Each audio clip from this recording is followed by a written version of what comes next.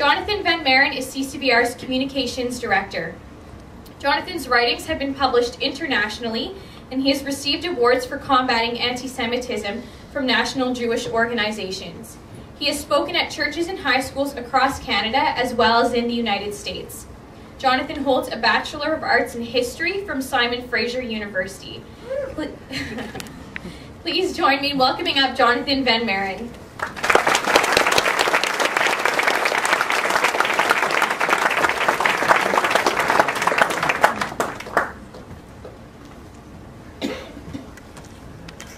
Abortion, how we will end the killing in our lifetime.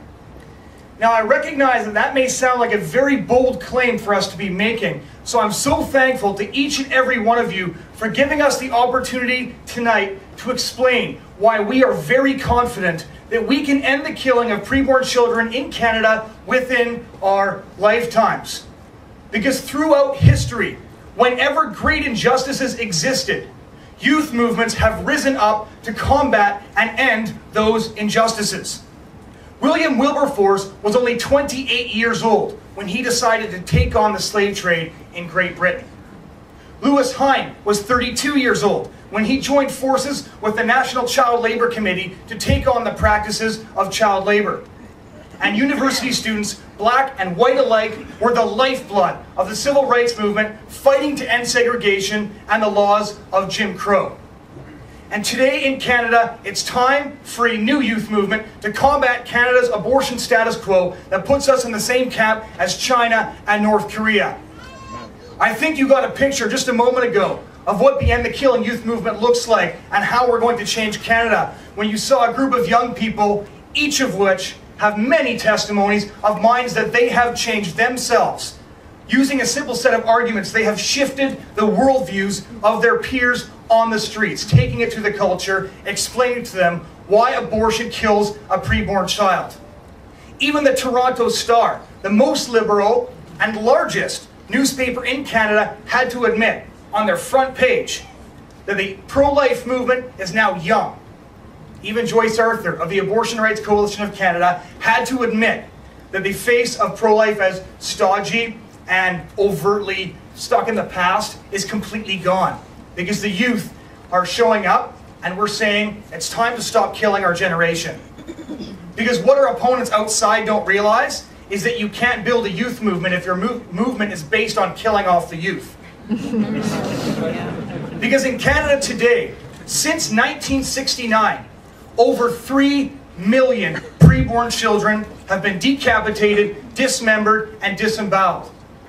Since 1988, the year I was born, abortion has been completely unrestricted. It's legal throughout all 9 months of pregnancy, from conception right up until birth, for any reason or for no reason at all. In Canada, you can get an abortion just because your preborn child is a girl and you don't want to have a girl. In Canada, you can get an abortion just because your child has Down syndrome and you don't want to take care of a disabled child. In Canada, you can even get an abortion just because you want to go on vacation to Hawaii and your pregnancy is inconvenient to you. And that's not a hypothetical example. That actually happened in BC. And as if to complete this hellish and grotesque picture, several months ago in Alberta, a woman got a suspended sentence, no jail time, for strangling her baby son and throwing his corpse over the fence. The judge justified her decision by saying that Canada has accepted abortion and therefore sympathizes with infanticide. Not that it should make you feel any better, but she got 2 weeks in jail for improper disposal of a human corpse. Because in Canada, you are not valued based on what you are or who you are. You are valued based on how old you are and where you are.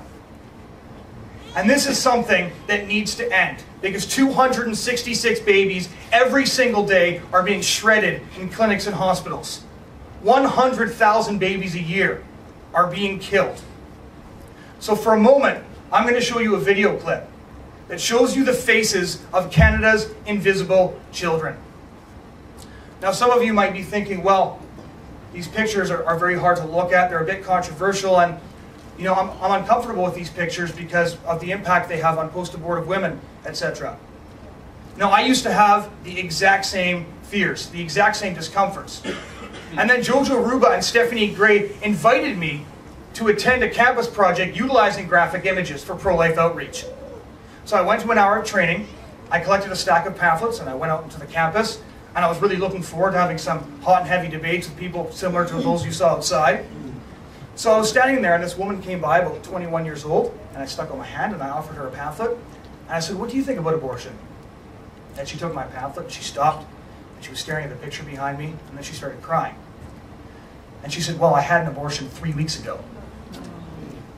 And suddenly I didn't know what to say, because I could explain to her that her baby was a human being, but her baby had already been killed.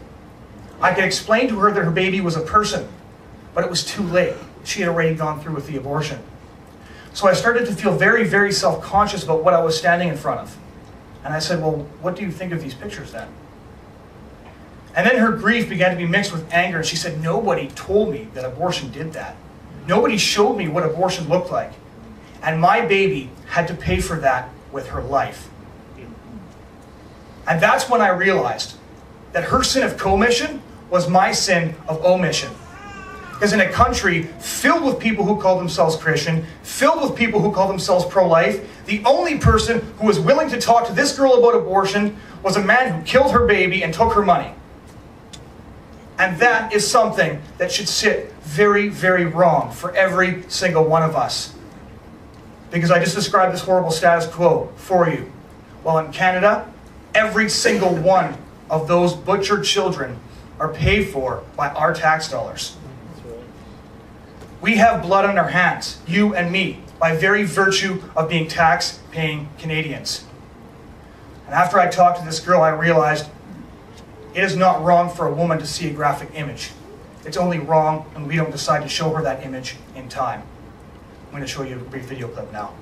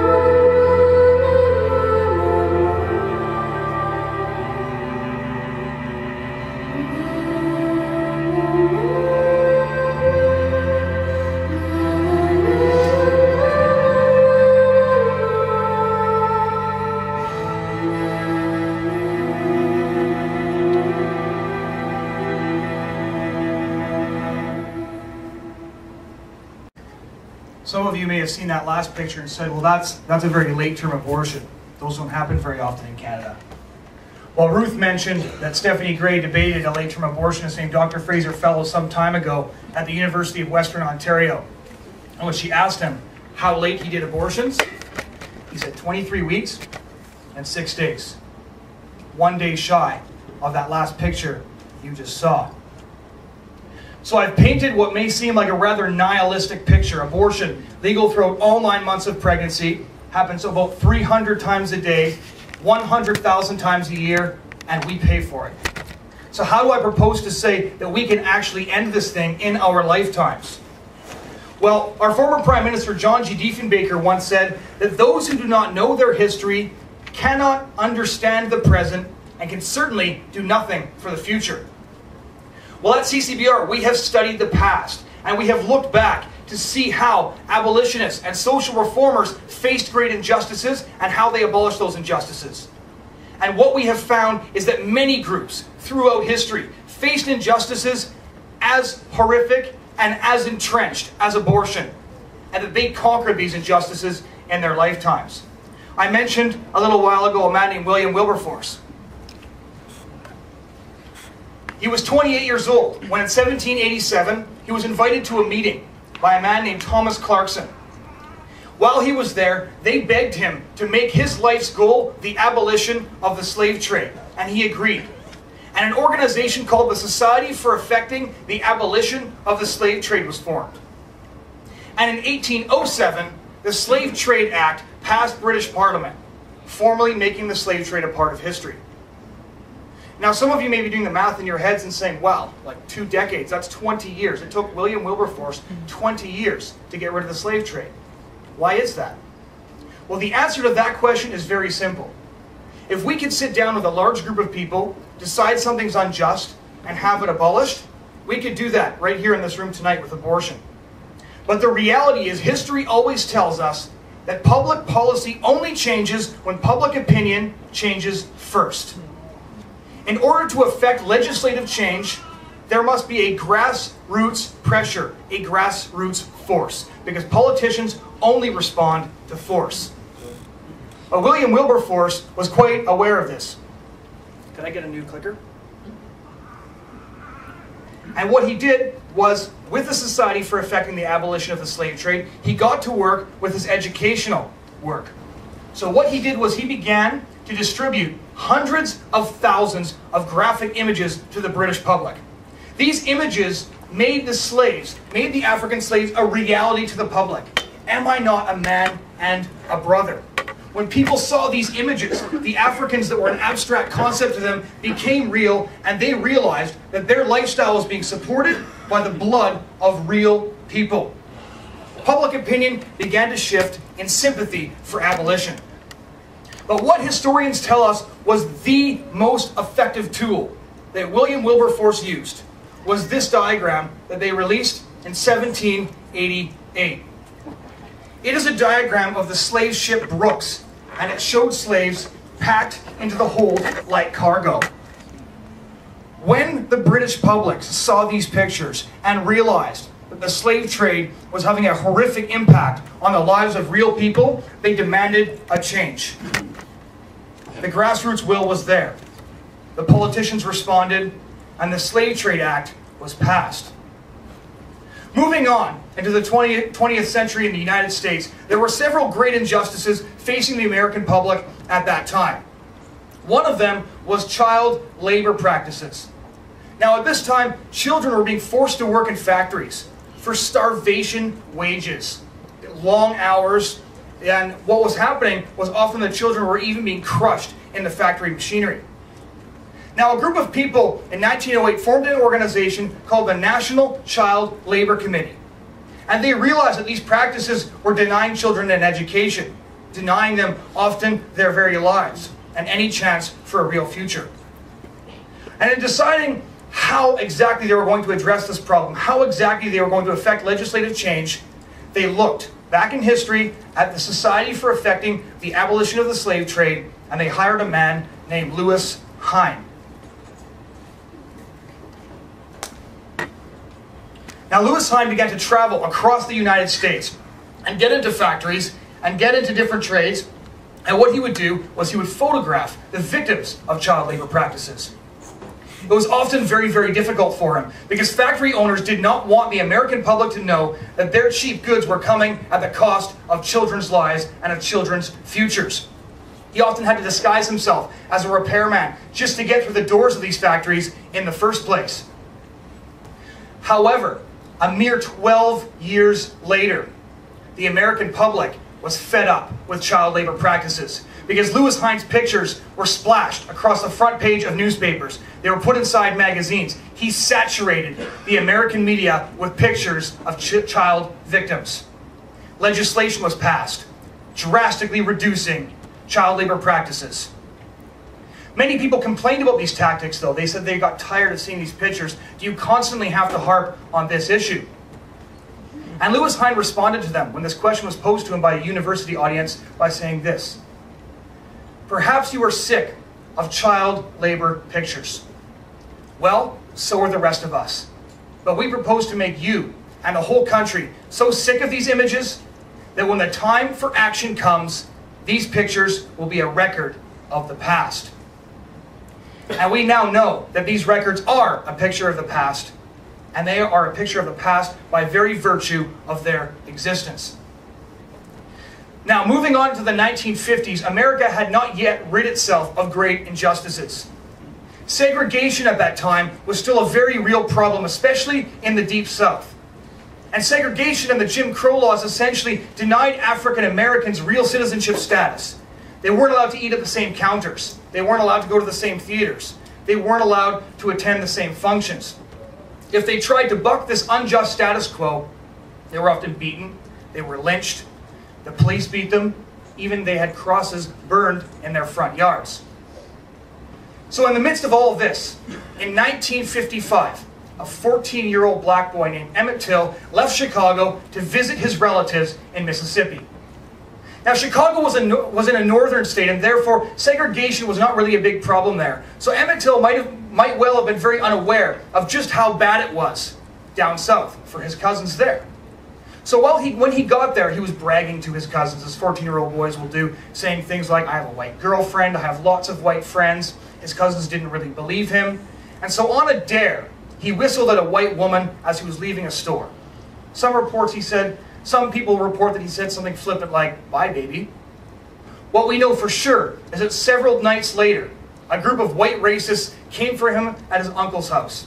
They abducted him at gunpoint, and his body was found several weeks later at the bottom of the Tallahatchie River.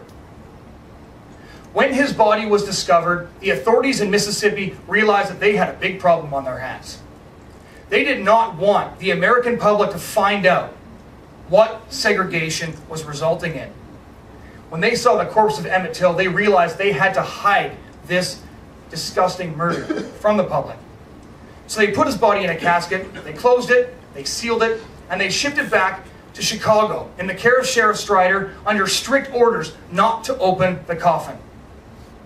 However, when the coffin arrived in Chicago, Mamie Till, Emmett Till's mother, refused to be part of the cover-up of her son's murder.